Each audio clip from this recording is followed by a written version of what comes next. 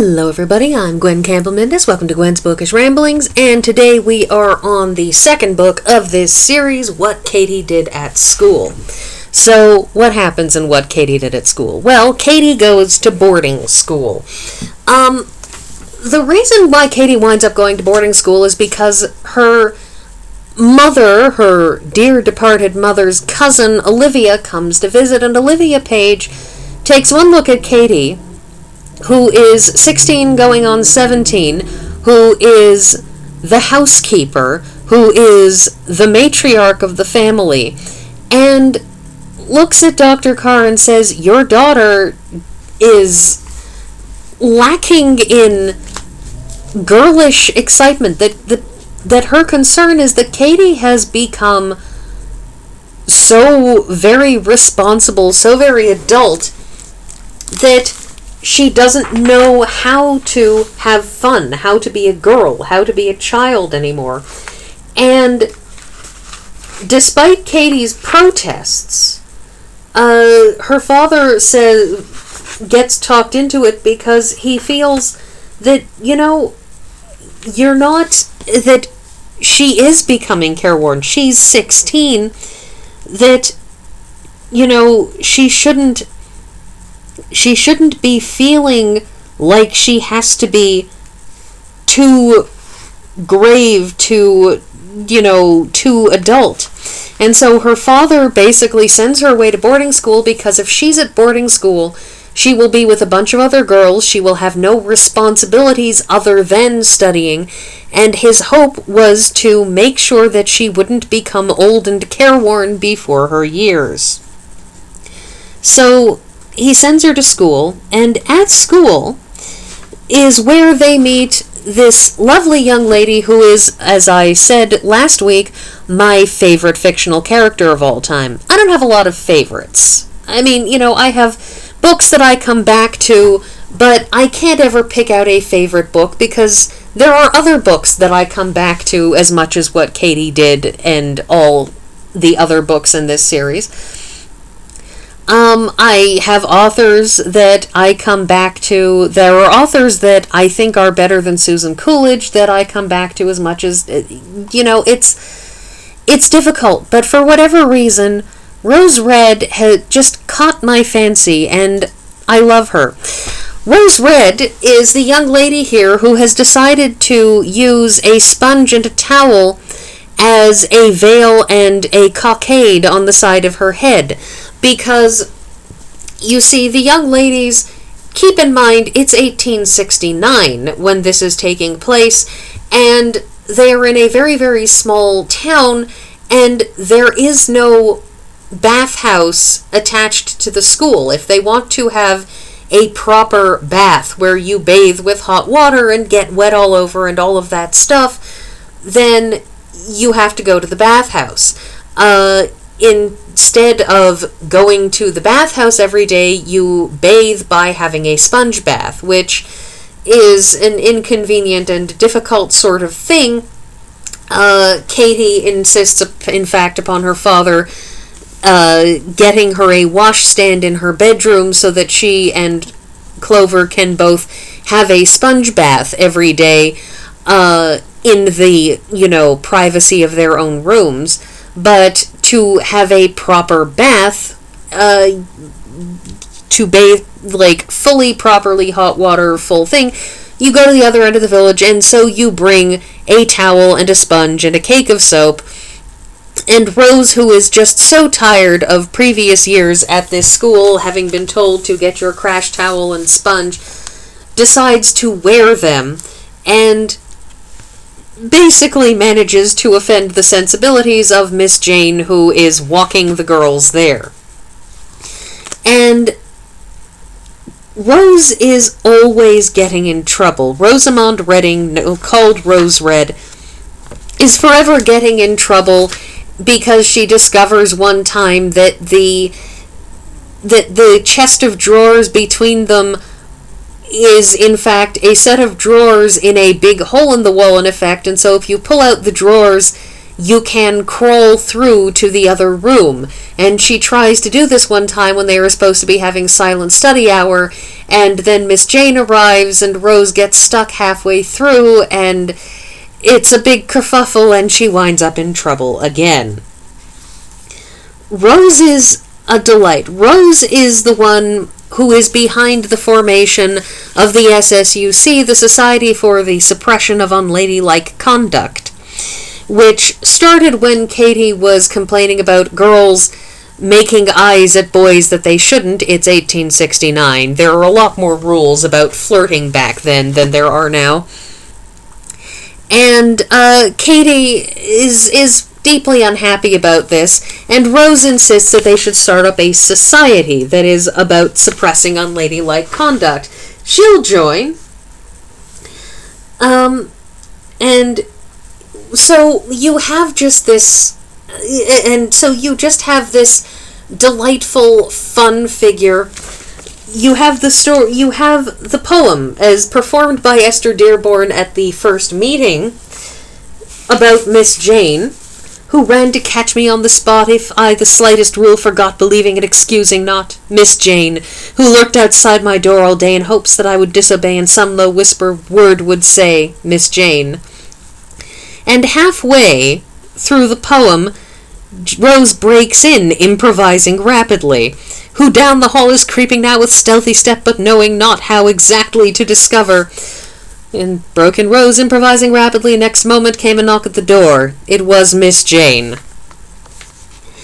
But Rose is fantastic. A few minutes later, it is her job next to perform something for the entertainment of the group, and has written a Scotch poem that begins, "Wee crimson tippet, willy wink, wise me drear dree, and draw away full thought the fearsome flea, a wuthering wind and I." And what does it mean? Cried the girls, and Rose says, "Mean? I'm sure I don't know. It's Scotch, I tell you. It's the kind of thing that people read and then they say, one of the loveliest gems that Burns ever wrote. I thought I'd see if I couldn't do one too. Anybody can. I find it's not at all difficult."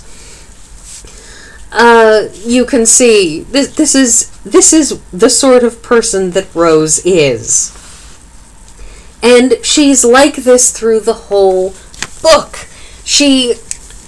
When a fad rips through the school of getting autograph books that you just have everybody sign it, and peep girls were mailing away to get autographs of famous person, that Rose got a book and filled it in a half an hour, just making up stuff and filling it in, and it's just ridiculous.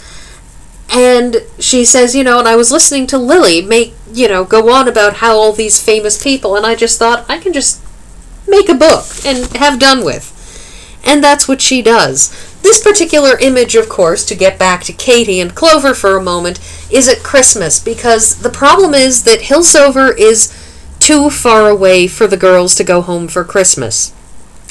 It will be like a week and a half to get home, and the break is a week long, meaning they'd basically go home for a week, turn around, and come right back and be traveling the whole time. And so the girls have to just stay at the school over Christmas, so they get sent a box. And theirs is the only box that actually arrives on Christmas Eve. But you get to watch them on Christmas morning, or read about them rather, as they open this box with all of these gifts from home, all of these, packaged, cinnamon cookies and all of these kinds of things that their family have sent them. And the two of them dive into it and just take some time out to, stop being homesick because they've gotten a little bit of home for them. And then that Christmas they insist on giving everybody things from their box so that everybody gets a Christmas treat, since everyone else's boxes were delayed until after Christmas. So the thing is that throughout this book, Katy is a little bit shockingly perfect. she's not perfect in that, there are times that she gets demerit marks, and so she doesn't get to go to a particular event that only the girls who get no demerit marks are allowed to go to. But, she and Clover never fight. When she is mistreated by the headmistress, Katy is angry briefly, but manages to remain polite, manages to remain calm, and manages to make the difficult decision that they should stay and live it down. And it just takes the higher road constantly and endlessly, and indeed Rose has to take revenge for her. It's a wonderful thing that Rose writes in her diary when this happens, "Pay Miss Jane back," and did it. February 14th, 1869. Miss Jane is engaged to a missionary, you see. And so Rose writes her a poem ostensibly from the cannibal that ate Miss Jane's missionary. And we don't get to see this poem, probably because writing a poem from the perspective of a cannibal that ate a missionary is probably a little darker than Susan Coolidge wanted to go with this series. But that old thing, that old saw about how friends help you move and real friends help you move dead bodies. Rose will help you move dead bodies. Rose is a delight. She is fun and over the top, and I just enjoy her so much. This is the book where we also meet Clarence Page, their cousin, who we had met Cousin Olivia when she came to visit, and we had met Cousin Lily because Lily is Olivia's daughter who gets sent to the Hillsover Girls' School. But Clarence is Lily's younger brother, and he's the kind of kid who doesn't do well when he is constantly and endlessly harangued. And so when his mother is endlessly after him to don't put your elbows on the table, chew with your mouth closed, be polite, be a gentleman, and to him being a gentleman has come to mean nothing more than a bunch of superficial rules that don't seem to mean anything. And Clover forms a connection with him and manages to basically start kind of a redemption for him, because she is able to convince him to start behaving better in a way that doesn't make him feel like he is being constantly harassed. So there's that. And so it's a delightful book, and it is my favorite, and it's my favorite because of Rose.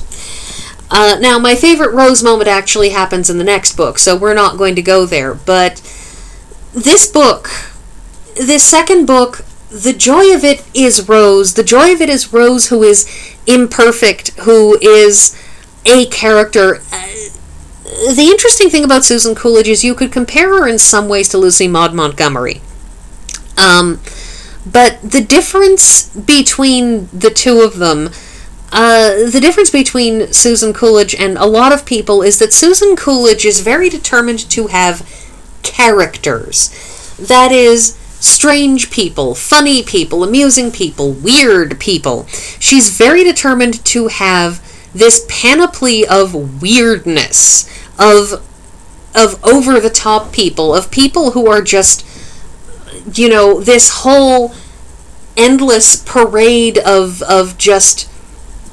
flamboyancy in its way. And it's something that makes these books perhaps not as good, perhaps not as grounded in reality as some other books, but Rose Red and her ilk make these books by giving us these flamboyant people who are just a delight to read, and that's what Rose is. Rose is just all the fun in the world. Also, she writes great poems.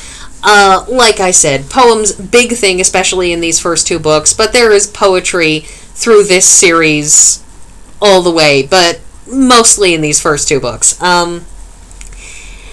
Anyways, that's everything that I'm going to say about this book, or else I will run over my time.